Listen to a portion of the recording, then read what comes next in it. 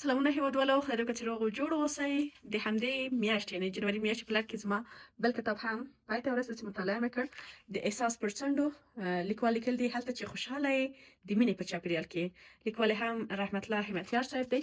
واقعا ښکلی کتاب دی. هغه کسان چې ودونه یې کړي دي، کوژدن دي، مینه یې کړې ده، یا په ټوله کې هغه خویندې ورونه چې تصمیم د دې لري تر څو شریکه ژوند نوی ژوند پیل کړي، د دې کتاب لوستل واقعا ورته اړین دي. مهمه ده چې حتما یو ځل مطالعه کړئ د دې لپاره چې د ژوند اصول، د مینې اصول، په دې هر څه باید وپوهیږو او په عامه اصطلاح سر مخلاص حتما باید دا کتاب مطالعه کړو. د دې ترڅنګ د لیکوال په اجازه زه غواړم یو کوچنی متن چې یوه کیسه یې پکې ځای په ځای کړې ده په دغه کتاب کې له تاسو سره هم شریکه کړم تر څو تاسو هم تشویق سئ او دغه کتاب ولیکئ. په ما باندې خو دا کیسه ډېره ښه ولګېدله.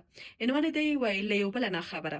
نجلۍ په یو کتاب خرڅوونکي زلمي مینه وه. هره ورځ باید د کتاب اخیستلو په پلمه د هغه دوکان ته ورتله چې دیدن یې وکړي. د دې لپاره چې شک یې ورباندې رانشي یو کتاب به یې اخیستلو ته خوښ کړ. زلمي به کتاب په ډېر ادب سره په کڅوړه کې واچوه، نجلۍ ته به یې ورکړ. 2-3 میاشتې پس نجلۍ وفات شوه او ډېر کتابونه ورنه پاتې شول. زلمی کور ته ورغی چې کتابونه یې په بیه واخلي. کتابونه هماغسې په کڅوړو کې پراته وو او هغه لیکونه چې زلمي ورته لیکلي ول نالوستي پاتې وو. زلمي په هر کتاب کې یو کاغذ ایښی او پکې لیکلي وو در باندې مین یم.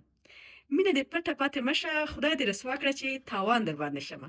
ښکلی کتاب دی، حتما یې مطالعه کړئ. زه بیا هم هماغه خبره کوم چې هر کتاب یو ځل حداقل د مطالعې وړ دی.